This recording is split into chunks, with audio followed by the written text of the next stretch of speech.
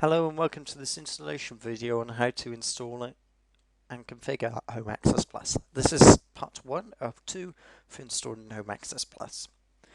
This is for versions 3.2 decimal 3.2. First step you'll need to do is remote desktop into the server that you're going to be hosting this on. I actually run this on a Windows Server 2008 R2 member server, but you can run this on iOS 6. Alright, once you've logged onto your server, the first thing you will need to do is go to www.microsoft.com/downloads. On Microsoft Downloads, you'll need to search for the .NET Framework.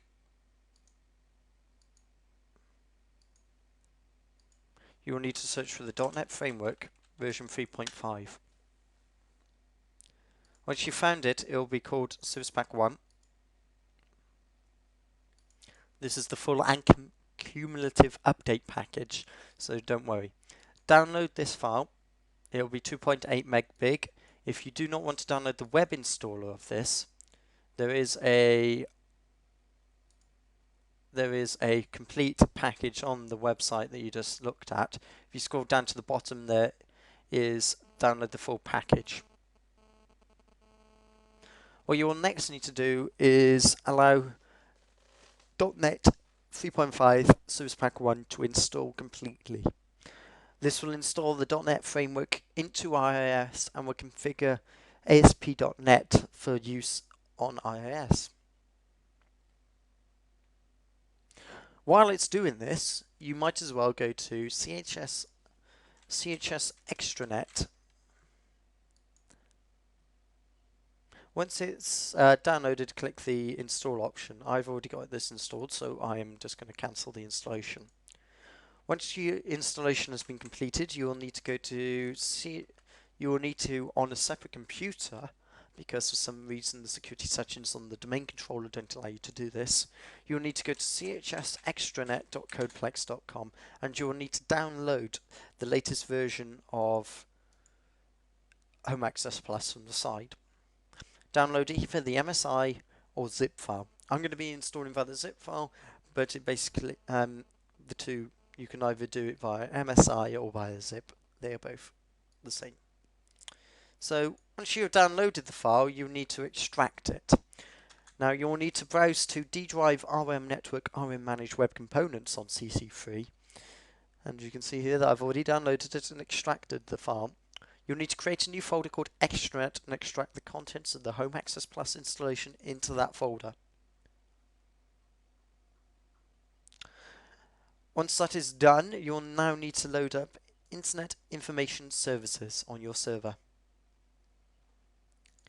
Once you've loaded up IIS, you'll need to expand your server, expand application pools, right-click, new application pool, call it Extranet, set it to use the default template, click OK, right-click on Extranet, click Properties, disable the Recycle Worker process in minutes, disable the idle shutdown,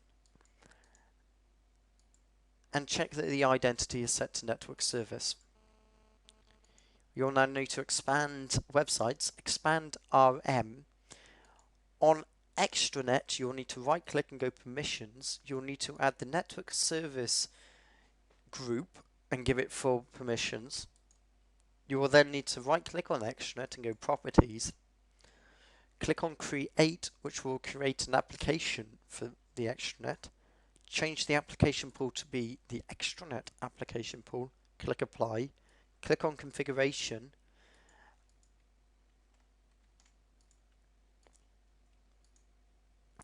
Under the mappings, find .aspx and click edit.